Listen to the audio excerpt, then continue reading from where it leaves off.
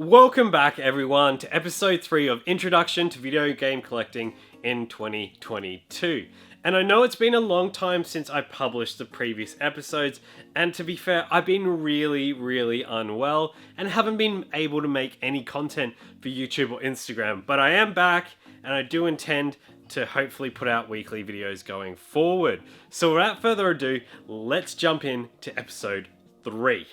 So we've established what we want to collect and why we want to collect in episode 1, and in episode 2 we started to look at our budget. If you have not seen those episodes, I will put a link in the description below. In episode 3, the fun finally begins. Yes, we're going out hunting for video games, and before you start typing in eBay onto your computer, I want you to stop. And here's why. The best part about video game collecting is not actually the physical items. It's the thrill of the hunt. If you look at any YouTube video where they are hunting video games like Retro Rick, the best thing is finding those items in the wild. The surprise of them being there and finding it for an amazing deal. So we're not going online, we're taking a step out that door and we're going looking for video games. And I'm going to tell you where to start, what to look for, and I'm going to end with 3 tips to make the experience more enjoyable and hopefully easier for you all. So let's start. Now, I know you will just want to start by going straight to the cheapest places and finding cheap video games. But stop. Phase 1 is research. We are going to visit retro video game stores and secondhand stores that specialize in video games and electronics. Why? We're going to take a walk around those stores. We're going to see what things we see in the most abundance, because those are going to be the things that are worth less. Look for those rare items. Look at the value of those items, but also maybe walking through these stores will spark something in us where it gives us more direction in our collecting. You look at that Sega Master System wall, you pull up Sonic Chaos and remember the time you played it as a kid and know that you want to focus on Master System. All this we can do with retro video game stores. We can acquire the knowledge of what is rare, the general value, the availability between different consoles, and also truly what our passion is. So, go to your local video game stores and secondhand stores, like Kex we have here in Australia, and start having a look at those values of those games. Do you notice a trend?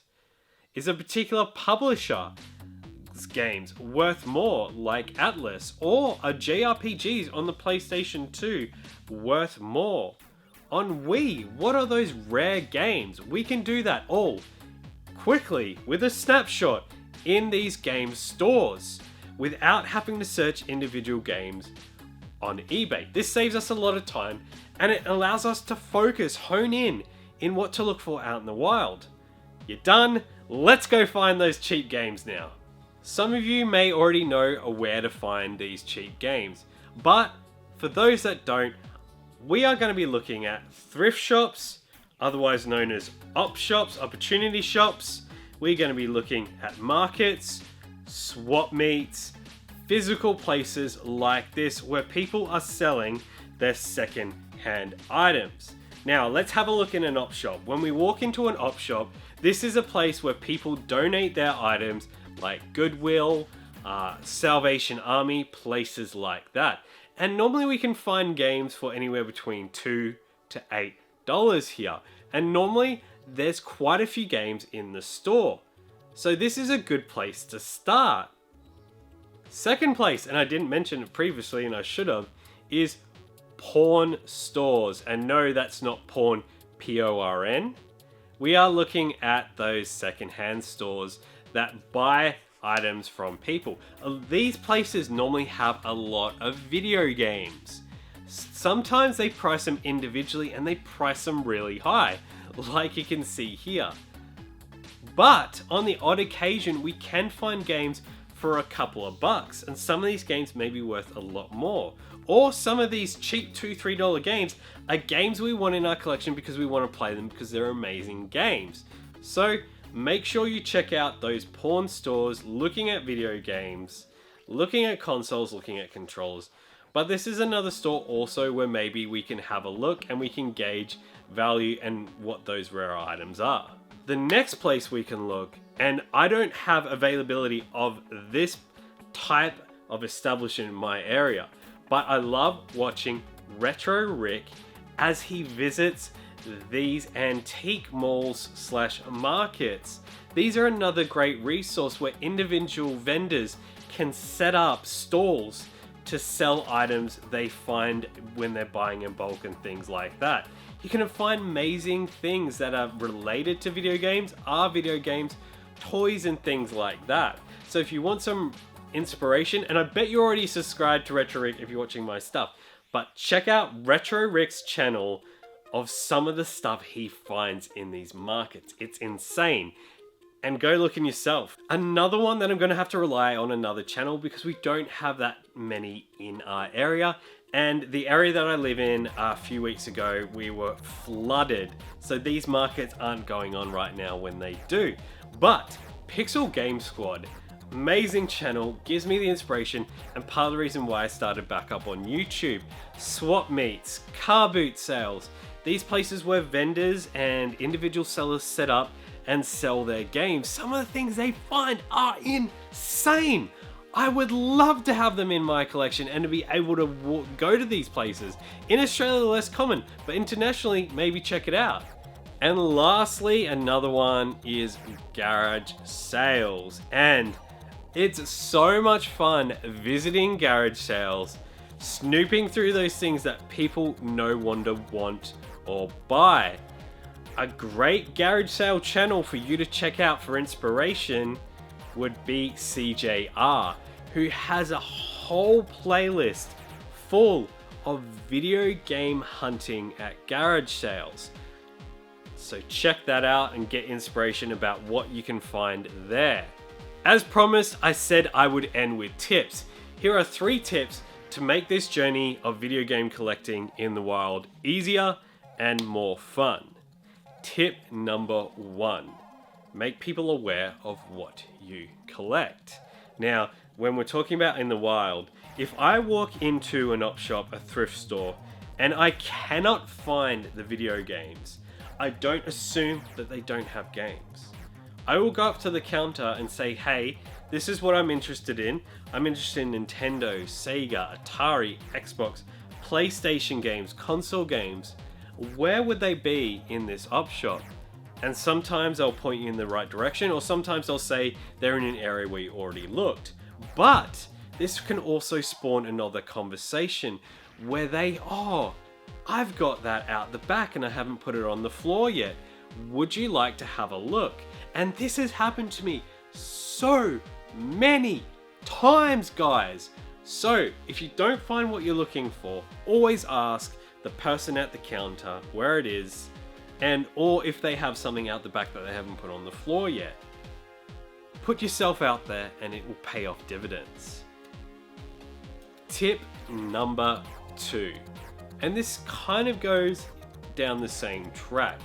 It's about building relationships with managers, people who work in these stores. Tell them what you collect, tell them why you collect it. Share stories, and they will share with you as well. The reason for this is collecting is so competitive. And there's many ways that we can give ourselves a competitive edge. One is by paying more than somebody else. And I don't like to do that. Instead, what I like to do is I like to use the emotional card. If I'm buying something from a store and there's somebody else wanting to buy it, or even if I'm buying online, I will always share my collection. I'll show photos, I'll share stories, and you're creating an emotional connection with the person you're speaking to. By doing so, you're giving yourself a competitive edge as they have a real interest in you and what you're doing. So they're more likely to offer up something potentially that is out the back of the store that they haven't brought out, or potentially contact you if something does go into the store that you collect. An example of that is this beautiful, pristine copy of Super Mario Bros. 3. Never made it to the store of an op shop. The manager contacted me and let me know that he had a bunch of NES games, Sega Mega Drive games, and Game Boy games come into stock in the back room. He held those items for me, and I went back there and I made him an offer on the lot, and he accepted. And I didn't pay much. I paid $200 for a bunch of games, and that's what he was asking. I didn't haggle, and now I have this amazing piece in my collection, all because I built a connection with that person. I conveyed my passion and what I did, and I brought them a console for one from their childhood that I had just laying around. Build relationships. It's very important in everything you'll do collecting. My third tip is make it known to people in your lives what you collect. Now, previously we were talking about people in stores that maybe will be going out hunting, but I mean everyone, family, friends. Build a network of people who are actively looking for these items for you because they know you love them. If you've got one eye looking on something versus 20 eyes of the other people you've told, they're going to be doing a lot of the groundwork for you, and you don't know what you might get from just letting people know and embracing your passion and sharing it with them. So let your family and friends know what you collect and the kind of places that you like to look for that for, so they know to keep an eye out for you. And there we have it, guys. So now we've had a look at retro game stores and secondhand stores to get an idea of value, what to look for, and the abundance of particular items. We've looked at cheap places where we can find these games, and I've given you 3 tips to make this journey a little bit easier. Thank you so much for sticking with me throughout this whole video. Next week, we'll be looking at online avenues for looking for video games, so stay tuned for that. Until next time, guys, happy gaming.